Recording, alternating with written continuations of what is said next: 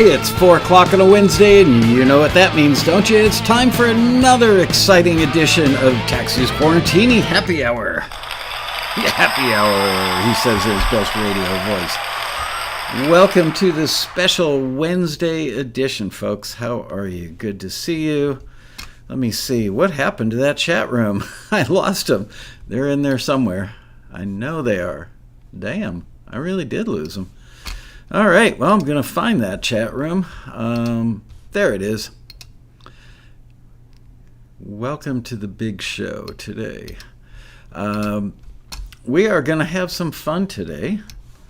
First, I want to talk about if you guys are like, if some of you in other countries or parts of the U.S. are still under lockdown, and if so, how has that affected your musical output? I want to talk about that, and then at some point I'm going to play you a really good instrumental cue and show you another graph of its arc. You know, I love talking about the arcs, the developmental arcs. It's like Noah's Ark, but with forward movement. Let me get my window sized. There we go. Everything is good to go. Hello, Dave Barnett, Andre Stepanian, Il Rosso, Emil, Chris Anderson, John Pearson. Hey, how are you, buddy? Ken Feinberg, Dan Weber, Martin Gravel, Cass McKenty, Peter Rahill. The gang is here. Ocean Goer Music. Hello, new name to me. Welcome to the big show. Dave Friedland, Heidi Owen. Yep, I was going to do a show tomorrow, but the thing that I was supposed to be out of the office for today ended up getting pushed to tomorrow. So I came into work today, and I just felt terrible about canceling a Quarantini on you tomorrow, so I figured, what the heck? Let's do a pop-up. Jazz Stan is here. Wow.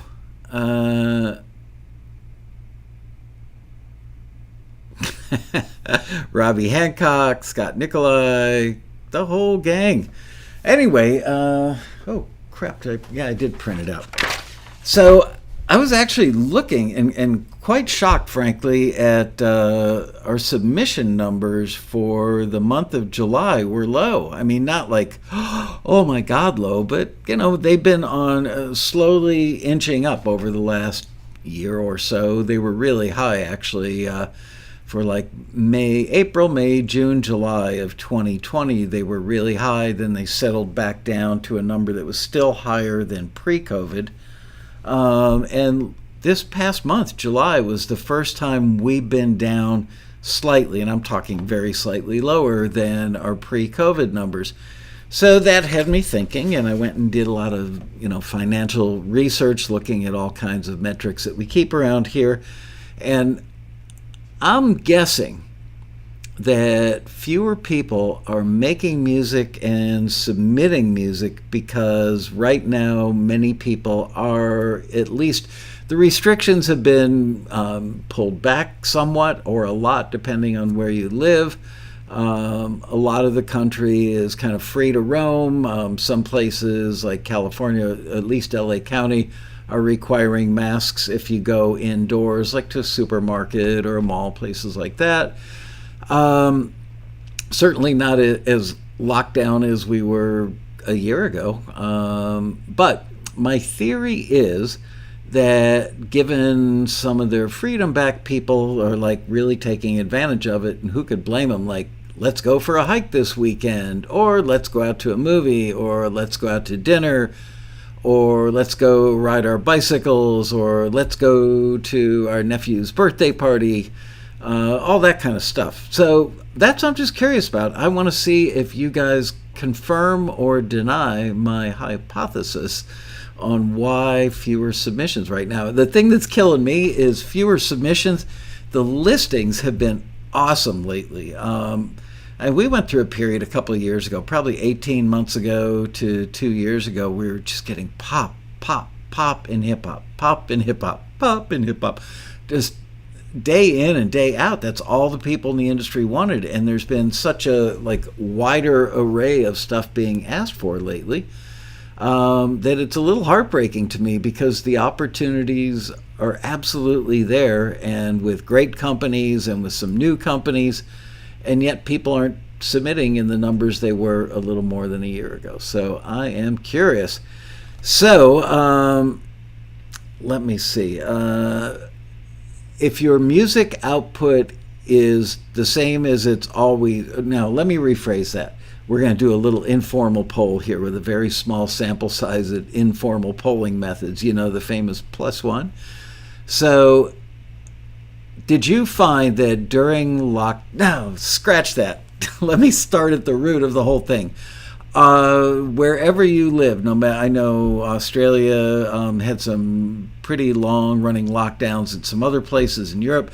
Are you currently in any form of lockdown now? Like any sort of stay-at-home order, still restricted from going back to your office?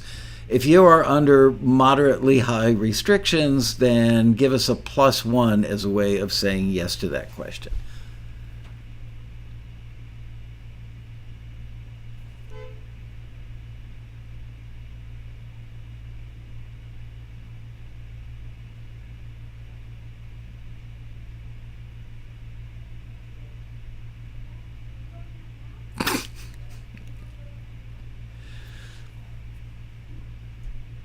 -1s, okay.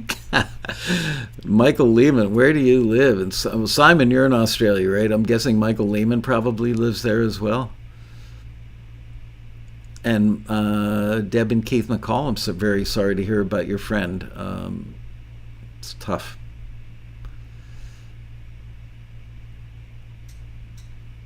Ocean Goer Music.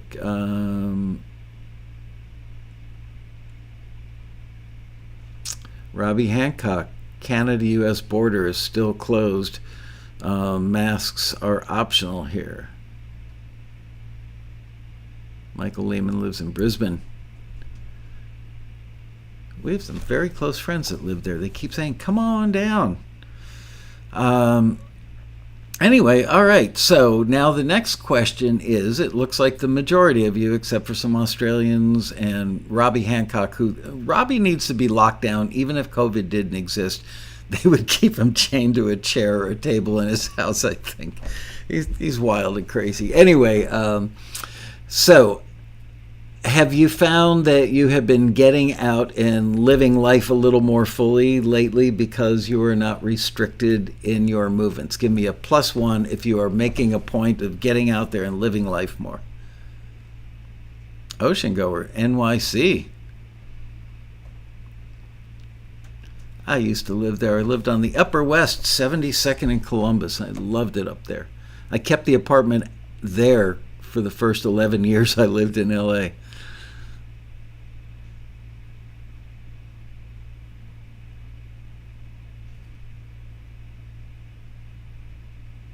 Chris Anderson went to the beach today. Sweet.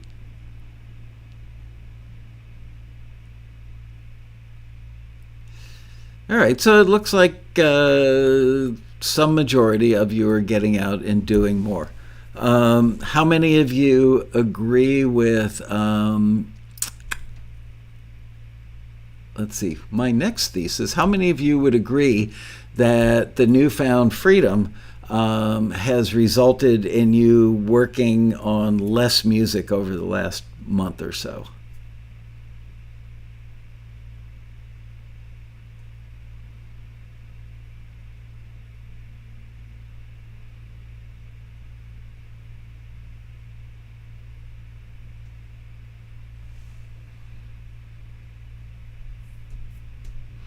Good evening from Toronto. We've eased restrictions, but are not with things open completely yet. Restaurants are having a very difficult time. We hope that this month things will open up all the way. Yeah, it's really a strange time because as things were opening up, the Delta variant, as they call it, started creeping in. But thank God, far fewer people are getting really sick from it. Far fewer deaths are happening, even though the case numbers are way up from what I've been able to gather by reading multiple news sources, as I always do.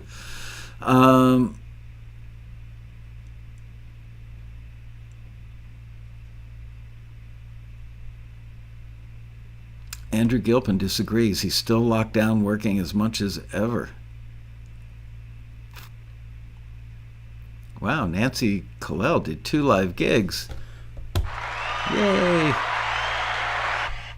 The audience left in a hurry. Darren Moss working on more.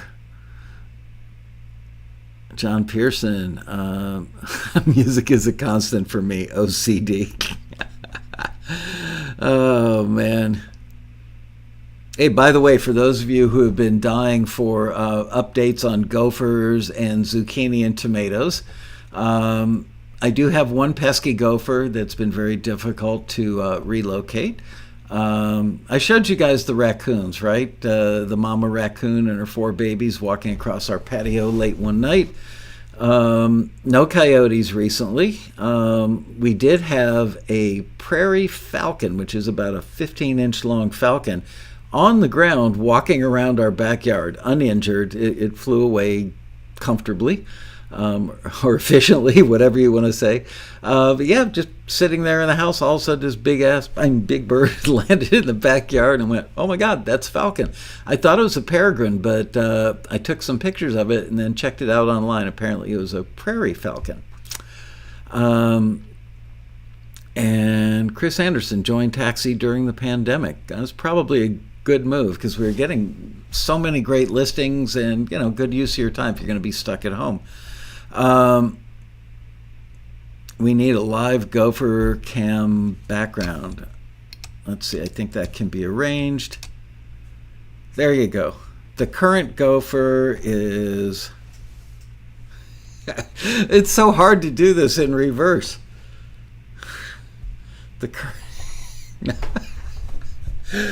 All right.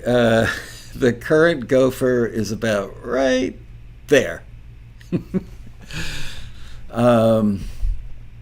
And the falcon was walking around over in this area. Sometimes it sits up in that tree right there. And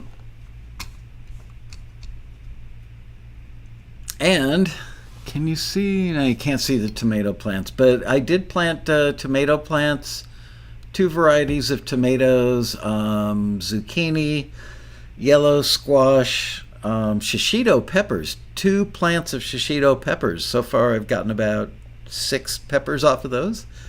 And something else. Oh, and an eggplant plant. And I've got 2 little baby eggplants about that big.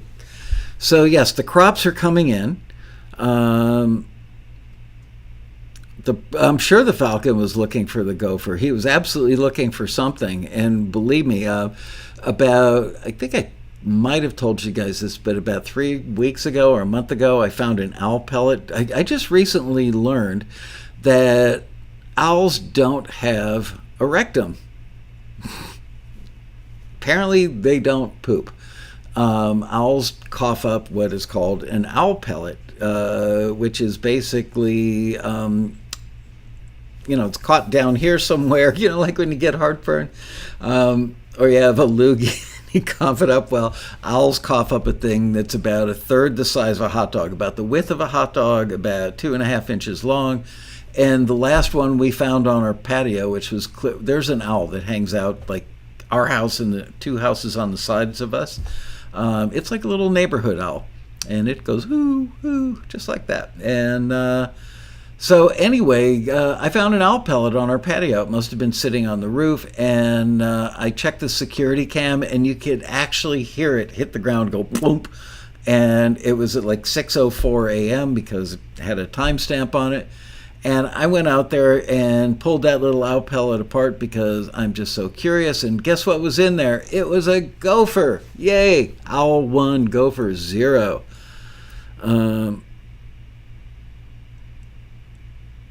What compelled me to look up? Because I looked up owl pellets to find out, more about them. I was aware of owl pellets. I remember some of our daughters were dissecting them in high school in biology class to see what was in there. And I thought, I need to know more about owl pellets. So I think I will look them up. And sure enough, I found out that owls, at least I think it was Wikipedia, because they know everything, damn it, because they're on the internet.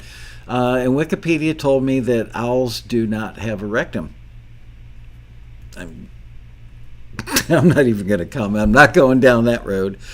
Il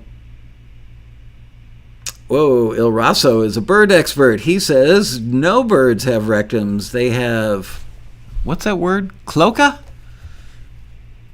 La Vida Cloaca? What the hell is a cloaca? Coughing up your poop sack. That's foul. Ooh, Robbie. Digging deep for that one, my brother. Tony Salazzo, hey Tony, how are you, buddy? Says lockdown hasn't impacted his output, but Carosa episode has. Was enlightening to hear the differences. I'm still trying to lift my game. A lot of my stuff doesn't get submitted as it's not good enough. But you know what? It will be, because Carosa was terrible back in the day. I'm kidding. I don't think Carosa was ever terrible, but he definitely got a lot better.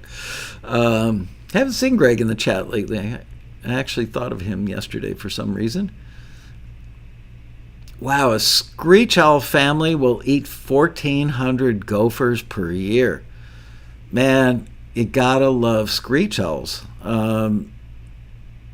Good to know.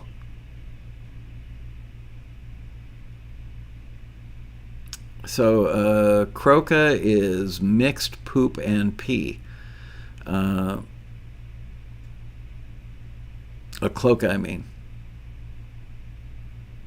When an owl burps, you better hold your nose. Yeah, unless you have, like a desire to eat gophers or mice or rats.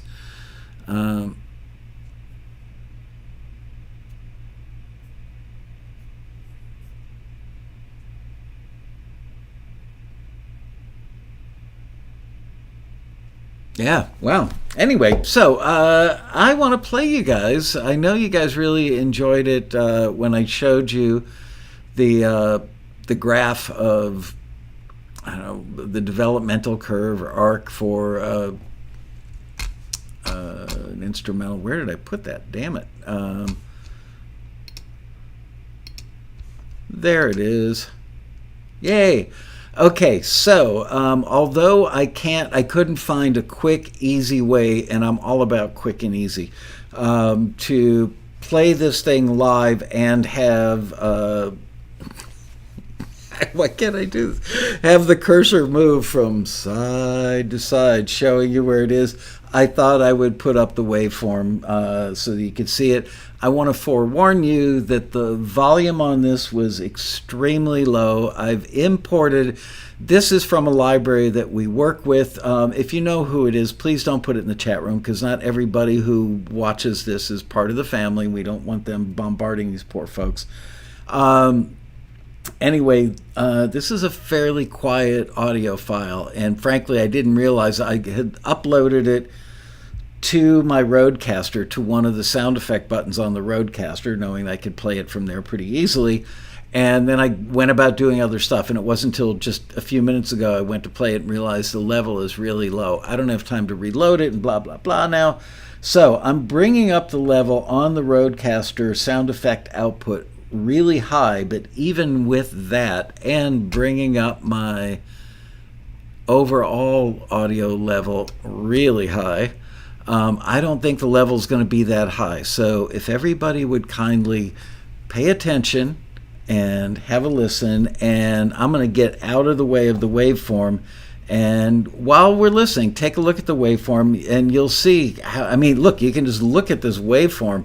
Why can I not get this right today? Look, I can't do it.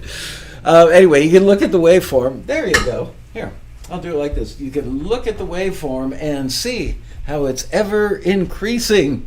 There you go. All right, with that, without any further ado, I will play this for you.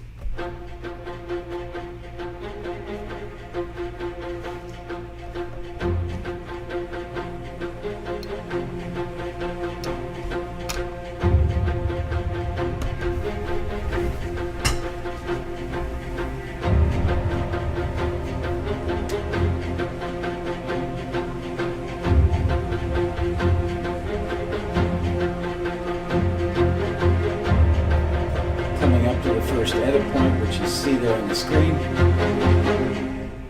There it is. notice now they've added some extra instrumentation to make it more interesting. It hasn't really gotten bigger. I think you would call this orchestral tension.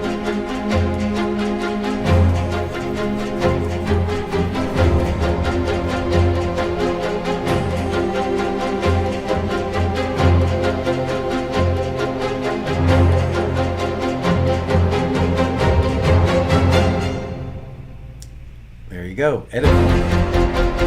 So clearly now we are right there.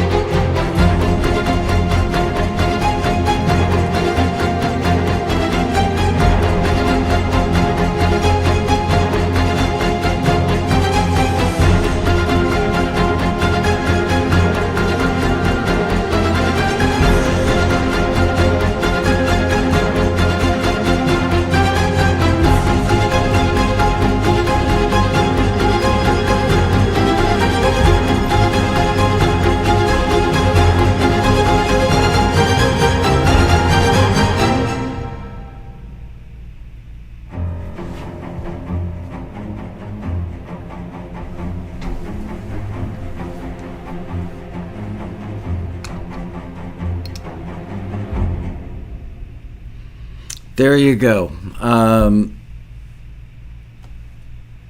Bring down that level and this level before I blow us all up. All right, back to normal. Anyway, I thought you would enjoy that. I hope you did. And notice, by the way, I thought it was kind of interesting that even though it gets bigger on the waveform, and it definitely grows in intensity. I personally would call that. I'm trying to think if there's any better. I can't think of a better one, frankly, a better description for it. But it was definitely like orchestral tension. I don't know if there's some subgenre of orchestral tension that I'm not thinking of. But notice that, first of all, it was a little long. It was 2 minutes and 27 seconds long. This particular library tends to like getting stuff that's a little longer. And it does keep building from start to finish. Notice that it never gets huge. It's like almost, it's long enough to be a trailer cue, and it's kind of a trailer cue, could be used as such. But for like a big action adventure thing, it never gets bombastic, is what I'm trying to say. It just, the tension keeps building. As I was listening to it earlier today when I first heard it, I was thinking, oh, this sounds like somebody, there was a movie called Behind Enemy Lines. And it's an American soldier that's over somewhere in Eastern Europe, and he has escaped. He was a captive, and he's escaped, and he's trying to get picked up, for an exfil. And as he's like running out of the forest into a giant clearing, this would work in that. He's running, so this has movement. It's got kind of the heartbeat tempo, and it keeps getting bigger and bigger, and the tension builds and builds and builds and builds and builds, but it never gets like, boom, there's a car crash. Right, the percussion stays restrained. I would agree with that.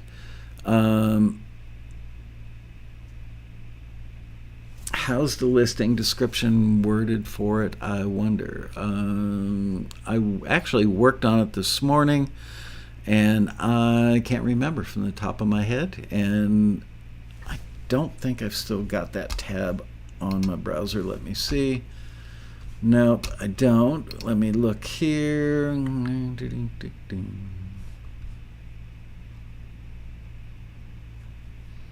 Show full history.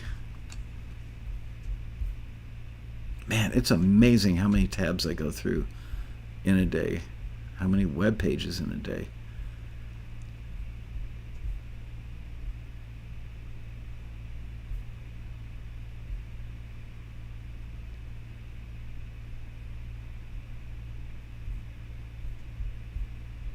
me see if this one was it.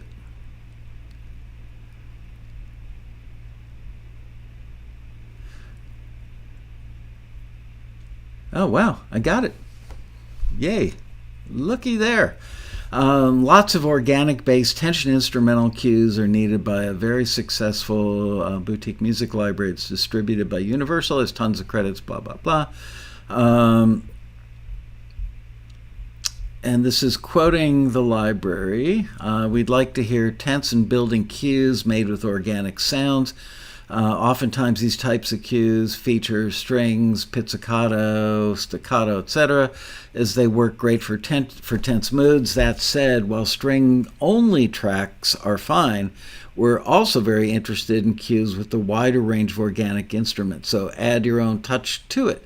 For example, a cue could start with a small wood percussion or piano patterns, and strings could join later as a supportive element. The tracks also need to be background friendly. The references are a great example in this regard. They sound full and warm, yet they don't have all those nasty mid-frequencies that strings naturally have. I couldn't believe this library owner gave us this direction. They're all filtered out during mixing. Dynamic EQs, multi-band compressors using different reverbs, etc.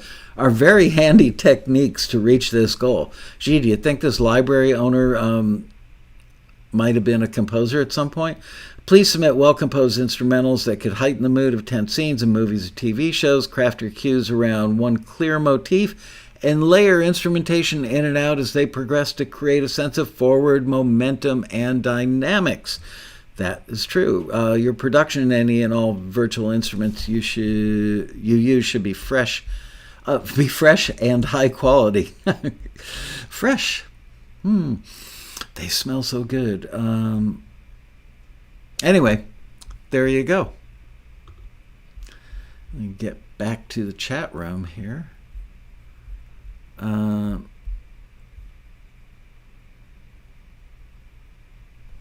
Edmund Red, how are you, buddy? Good to see you.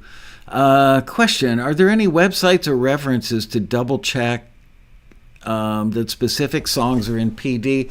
There are. The problem is, Edmund, that they're inconsistent.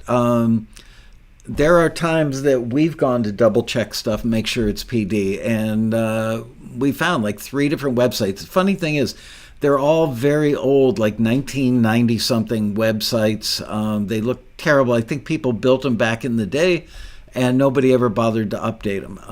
And there's probably more public domain stuff that should be on there, but I don't think anybody's paying attention to the sites anymore. We did find some inconsistencies, not a lot, but a few, where one site would say something was PD and then another site said, nope, a lot of people think this is PD, but it's not. So there's your fair warning. But for the most part, they were good. Let's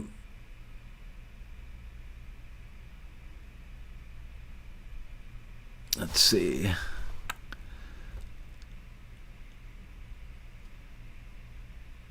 All right, no more questions about that. So while you guys are chatting about organic, non-GMO food, I'm going to go make my air conditioner lower.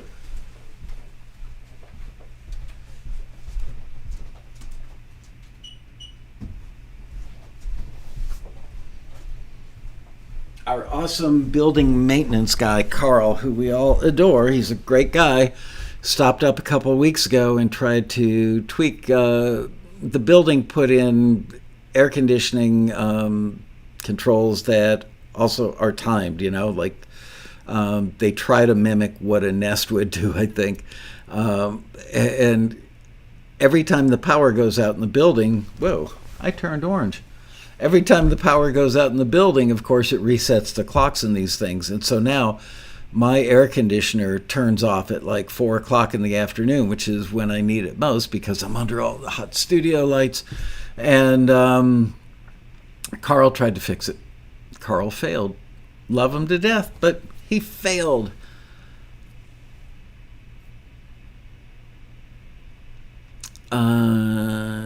Joanne wants to know, do you have any opportunities that would recommend for beginners and people just getting started?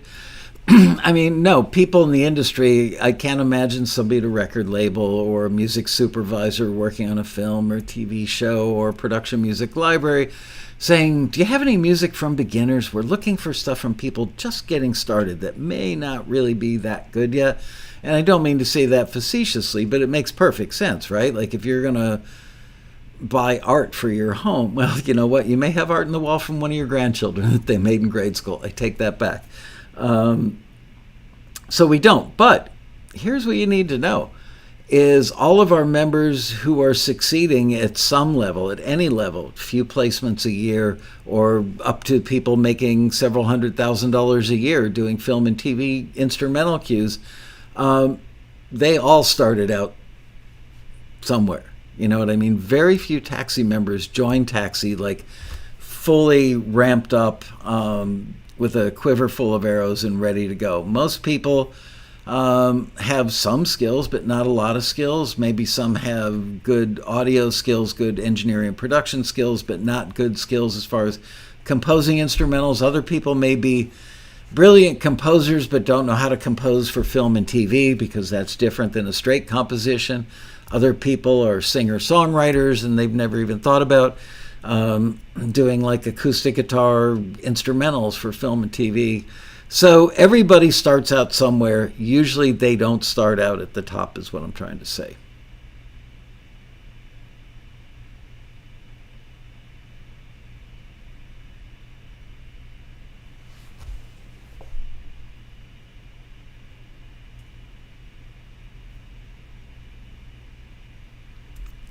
Super Blonde, you definitely love charts, don't you? You're like the only person ever that refers to like charts or transcriptions and stuff. Not saying it's, it's not a thing. I'm just saying that you're unusual in that regard. But I do like your advice that, yeah, if you want to get better faster, what a lot of our most successful members do tell us, which Super Blonde is kind of underlining it from a different viewpoint, is listening to the stuff that does get forwarded by our members. And you can do that at forums.taxi.com and look under the forward section, which is the very first thing at the top of the page. And there you'll be able to hear music that's been forwarded from our members. And you'll hear it and go, oh, so that's why that works. It's a great way to learn. Great way.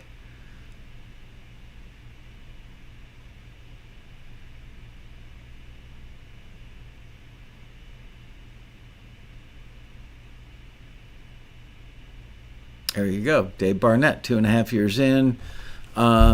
First 2 years did nothing. This year he's had 39 tracks signed. See that?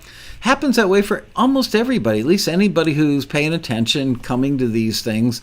As you guys know, the Quarantinis are definitely less formal and somewhat less educational, unless you want to learn about gophers or owl pellets. But we do talk music here sometimes. But the Monday shows at 4 o'clock, the regular Taxi TVs, I try to keep those very educational and a little more formal.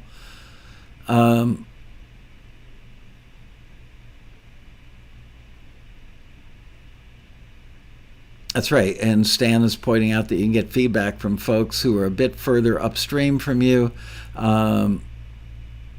It's really hard for us to hear our own stuff. That's so true. Absolutely true, Stan.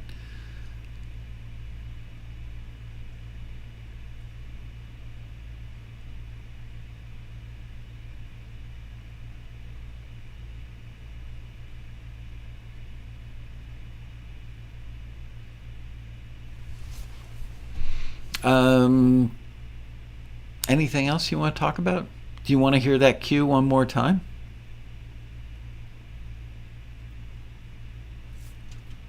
I'm starving.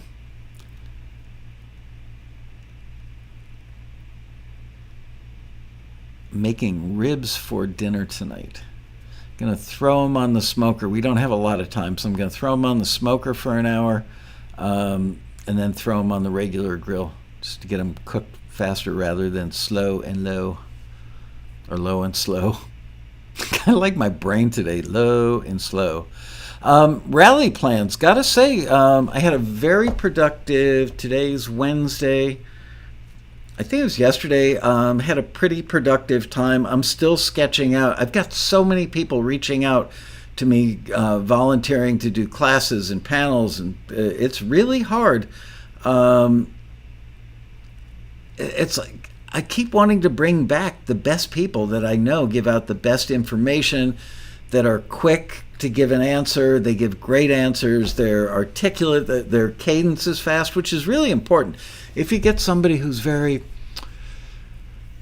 thoughtful in delivering their answers, it can be pretty painful when you're moderating and you've got one person. Let's say, a typical virtual rally thing, I've got the windows broken up into 4 quadrants. So there's me, the moderator, and 3 panelists. And so you have one panelist that's kind of a fast talker that just like punches it out there and it's great information. Another one that's like moderately quick and good, certainly knows what they're talking about. And then the third panelist is really, really, really deep, right? You know what I mean? Like, yeah, thoughtful. And by the time they actually get around to answering the question, they've burned up like a minute and a half of your time. And you just feel the whole cadence of the panel drop. So I have to think about that. Right now, I'm still refining the topics that we're going to cover, trying not to be too repetitive, but I always have to repeat a certain amount of stuff because it's not the same audience all moving together in lockstep every year. 50% of the people are going to be relatively new. They may not know what a developmental arc, Exhibit A, what a developmental arc is. So maybe I have to bring that up again. Maybe I need to do like publishing 101 stuff for people who are relatively new to the industry and relatively new to taxi. So then I have to think about, well, do I put them in the prequels, which are the 3 days leading up to the rally? It's open to the public as well. That way I get to educate more people on, let's say, Publishing 101, or do I get really, really brilliant people, like, for instance, Michael Ames, who was on a week or so ago, who's incredibly good, and have him do a regular rally slot where only taxi members get to watch it. So I wrestle with that. I wrestle with being selfish or generous on behalf of our members. I wrestle with getting 3 people on a panel that aren't going to spew the exact same information, but they are going to all be relatively quick in their delivery and accurate in what they're saying. Trying to think of other things I need to match up. I mean, yesterday I reached out to a friend of mine who is a music supervisor at one of the better known movie trailer companies here in LA, and I asked her to find a trailer editor, and today I realized I think I'm going to ask her to have a trailer producer, a trailer editor, and a trailer music supervisor all be on a panel with me. And trying to get those 3 people to all have 90 minutes that they can give me at the same time, not so easy. They work in a very high pressure, fast-paced world. I don't know that they're going to be able to do it during the work week. So that means I would have to schedule them on a Saturday. Well, I have a lot of people that want to do panels on Saturdays because they can't do it while they're working. And then again, I run into other people that don't want to do panels on Saturdays or Sundays because that's their personal time. And doing a panel, they want to be generous and nice and share what they know, but do they want to skip going to the beach with their family? Or what about, one of their kids is having a birthday party and they've got to help get the backyard ready and get, So it really, really, really, really hard to put all this together. It takes a lot of thought, a lot of planning, and then a lot of luck to get the right people to say yes. Even a 30-minute session. And first of all, if you've got 3 people on a panel, a 30-minute session, I watch other people do 30-minute panels. Even 60 sometimes feel too short. You really can't get into it. You can just like scratch the surface, and we're famous for not scratching the surface around here. We dig pretty deep. Giovanni Lanza, my favorite name in all of Taxi chat roomdom. Question: I'm working on a couple of templates with Cubase 10.5 and Vienna. Is there any site I can see for correct equalization of instruments? I want them to sound realistic, especially the strings. Honestly, I've not seen one. I'm sure it must exist out there, but it's so hard. I mean, I've done a lot of string dates with live strings, and we've actually had screeners return stuff where they say your strings sound, old, dated, and bad sounding, and or your samples are dated, and the members go through the roof. Those are real strings. I paid $1,000 to get those strings on this track. For whatever reason, maybe it was the person who did the arrangement, and maybe it was like violin heavy, there weren't enough violas to balance it out. Maybe the engineer used all close mics that were just getting all that strident, grainy stuff that can come off of violas, actually are quite grainy if you close mic them. There are a lot of ways that recording real strings can go wrong. So all that said, it depends on the tempo of the song. It depends the octave that it's played in. It depends, the type of part. Is it legato, staccato, rubato, Mr. Rubato? All those things, all of them add up. And depends on the library, frankly. I think all the brand name libraries that are out there now are like pretty darn good to incredibly wow. However, they do each kind of have their own sound, and some of them give you some control where you can have it, just like relatively close mics or room mics added, and wider and narrower, and all these different parameters that you can adjust. And so depending on where you land with all those parameters is going to dictate how you might need to EQ, especially the octave and the kind of part, whether it's, like staccato, legato, whatever. Sometimes you want them to sound kind of harsh and grainy and strident. Other times you want them to be smooth, like a nice smooth red wine. I'm trying to think if I have any other string advice for you. Yeah, don't use 414s close up on strings when you're recording them. Bad move. Great microphone. One of my all-time favorite utilitarian mics that sounds good on many, many things. 414s generally don't sound that good on like violins from a foot away. Just too much top end.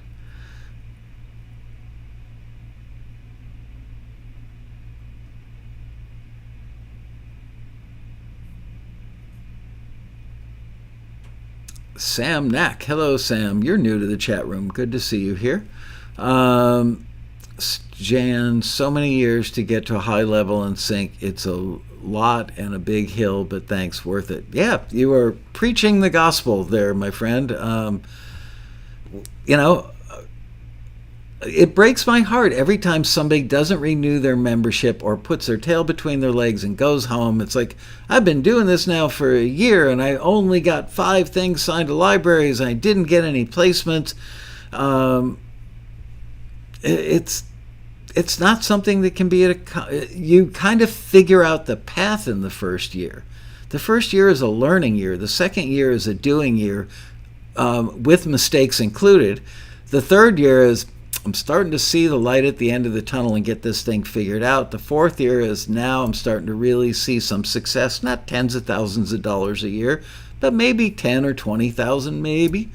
And around years 5, 6, 7, if you're working at it consistently. Of course, somebody who does 2 cues a month is not going to have the same developmental arc as somebody who's doing a cue per day. It's just going to go faster for the person who's working at it every day. But that's kind of the progression. That's why we call it the 5-year plan, which was actually, I think, named by Matt Hurt, one of our all-time most successful members. Maybe John Mazzei, also a very talented composer. Anyway, yep, it's not easy.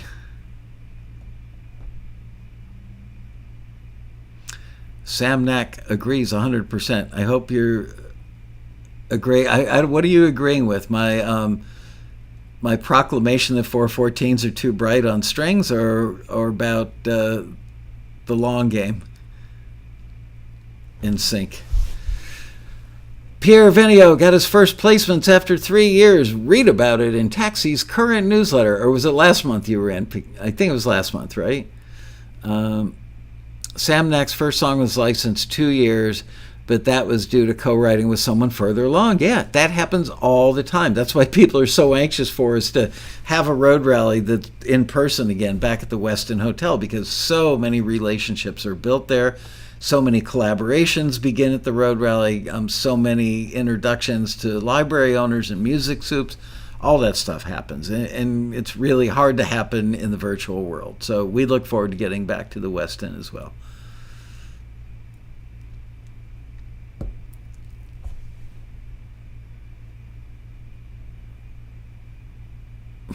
John Pierce says, yep, I agree, Michael. My 2017 songs are finally getting placed this year. There you go. 4 years ago.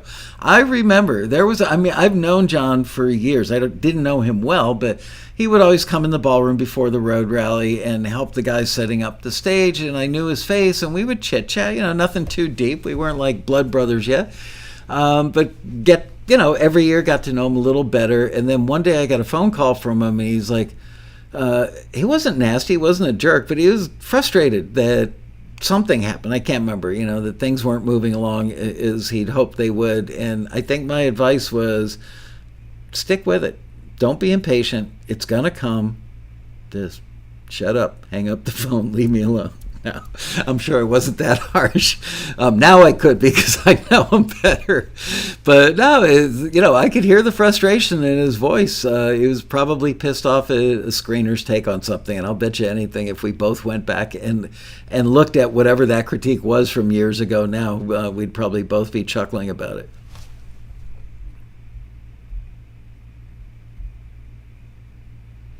All right, trying to catch up with you guys in the chat. Do you remember that phone call, John? Wow, you just signed a 10-year-old instrumental to a library? How did you find a 10-year-old that was that talented? Man.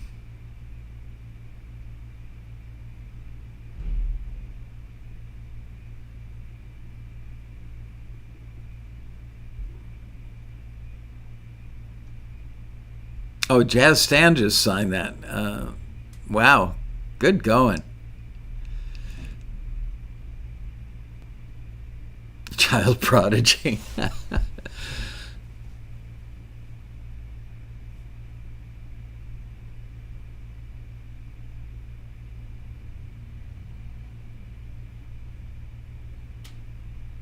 Here's a new person in the chat. Chris, Texas Bama.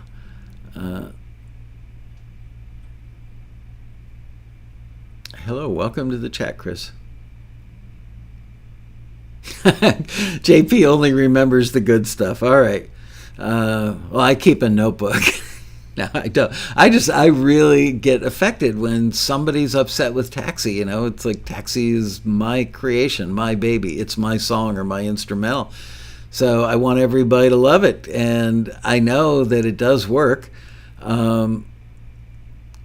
So when it's not working for somebody, I always say, you're using the same service, ostensibly submitting to the same listings, getting the same screeners who are shipping music off to the same companies. It's all a level playing field. So if something's not working, it's probably on your end. And I know that's a bitter pill to swallow. But when people eventually do get over the initial sting and the hurt of like a return with a critique they don't like, usually they do find something valuable in there, and it does help them move along. We now take, when you guys write your notes to the screeners, we compile them. We used to put them in the kitchen, but hardly anybody's ever in the kitchen anymore here at the office because of COVID, even though the staff is back. We had the screeners come in for a few days, and some of the screeners were a little squirrely about the possibility of being in an office environment during the COVID era. So we made the screeners go remote again. That said, there are 10 of us under the roof here every day, and not that much action in the kitchen because it does tend to group people together. So people are eating lunches at their desk or going out and walking around or driving to a McDonald's, whatever. But we used to post the comments to the screeners on the bulletin board in the kitchen so that they could see it when they went in there to grab coffee or whatever. So now we are assembling them, putting them in an email, and sending it out to the staff and the screener. So they really appreciate the feedback. And one of the things that I notice is that people will say over and over again, although you didn't forward me, I really appreciated the feedback. I learned so much. And it's like a half a dozen members that they go through cycles. A half a dozen people this month and next month will be the people sending in the comments to the screeners. And you can do that, by the way, on our forum. We go there and harvest them and put them into a doc. Liz, if you would be so kind to go to the forum and grab a link for the screener shout-outs and paste it in the chat room, that would be very much appreciated. Rolf Shield says, Taxi is not beautiful at first, but during the years it becomes more beautiful with every beer. Very well said, Rolf. Very profound.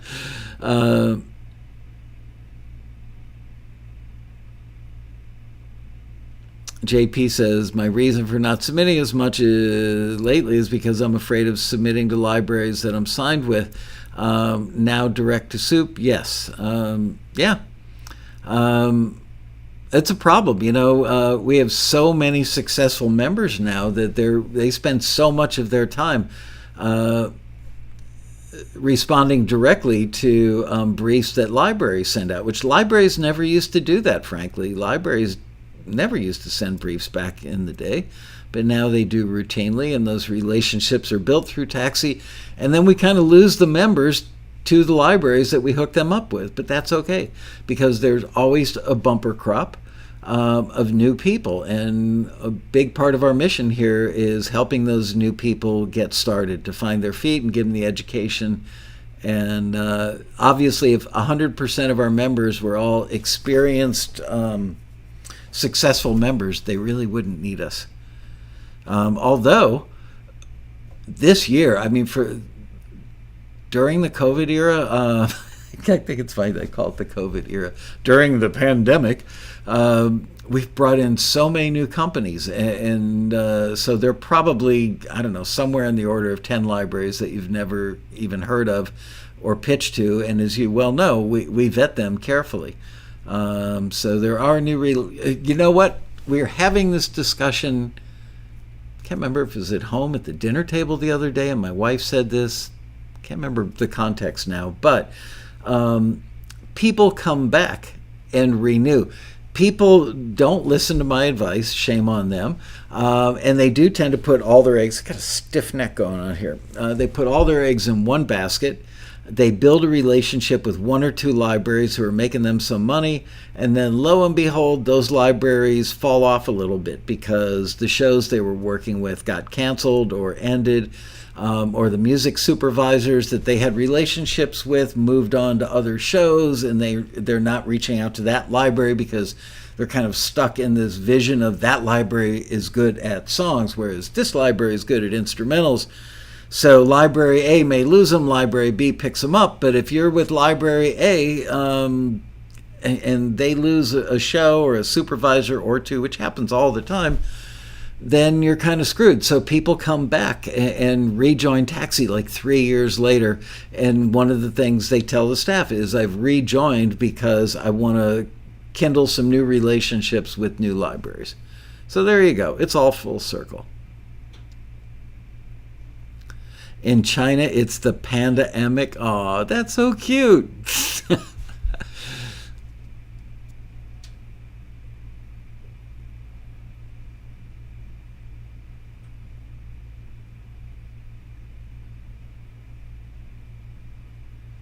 Chris, Texas Bama says, this space has been a godsend. I'm a little late to the channel, but better late than never. I'm engaged in watching quite a bit of your videos. Thanks for all you do. Well, you're welcome. Thanks for watching.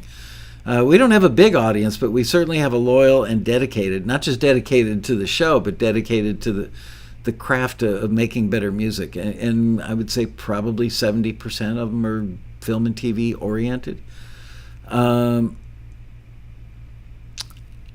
Giovanni's going to bed. Anyway, good night, Giovanni. Good to see you, buddy. JP says, Taxi taught him how to write for film and TV. Yay, and you were smart enough to pay attention and get it right. Good for you. All right, 5 minutes left.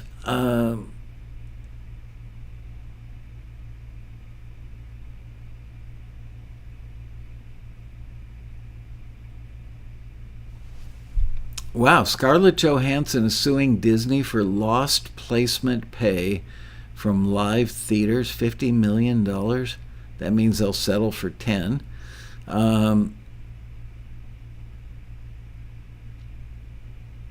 I don't know if that would affect royalties, though. How do you think it affects royalties? Just because Disney has to pay out 50, if they did have to pay out the full 50 million, they still have to pay royalties for when music is used. I mean, that's the law.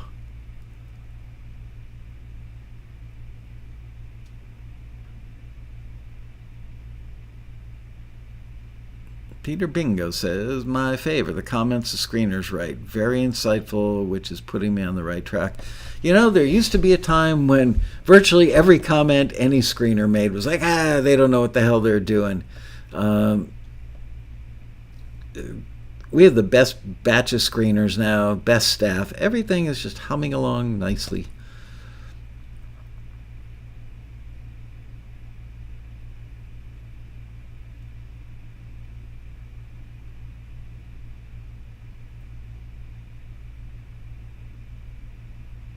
Oh, I see. Yeah, this was over, what was the movie? The superhero movie that she's in. Her contract alleges that, or she alleges that her contract said that she had a guaranteed theatrical release because she gets a piece of the box office, and then they released it in theaters and online, which dramatically would affect her income. So I think that's what she's suing them for.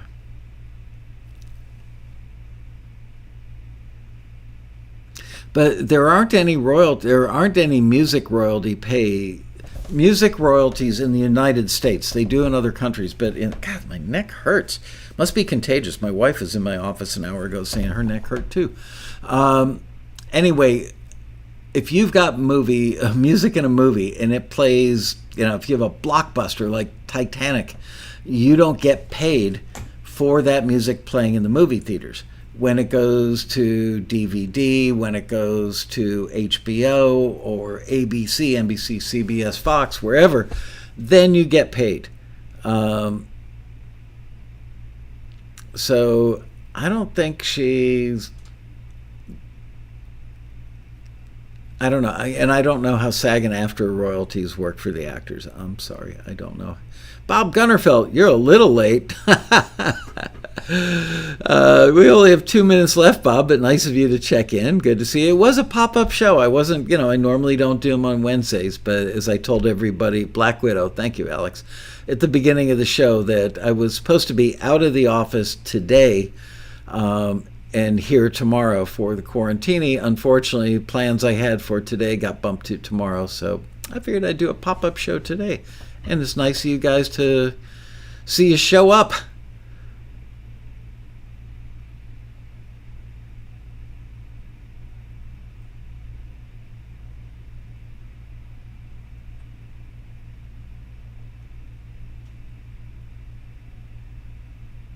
Disney will win because, you know what? They'll claim act of God. There's a clause in contracts called the impossibility clause, and one of the things that would cause something to qualify underneath the impossibility clause would be an act of God. And Pierre overslept. I'm jealous. I did that once. Oh, you're welcome, Tim Harrison. Thanks for watching.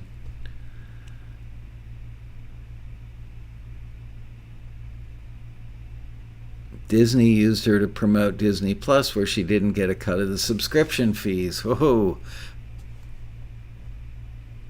But that's that's a negotiating point, right? Normally, wouldn't you just get paid for, like, doing an on-camera promo, whatever that pays, times, quadruple scale or something for an actress like her, or who knows, But is it typical? You would probably know better than I would. Disney used her movie to promote Disney Plus. Gotcha. Interesting. Complex. I'd say call the lawyers, even though I can't stand them. Cheers from Montreal. A mistake done by her lawyers. Oh, good. Now she gets to sue them.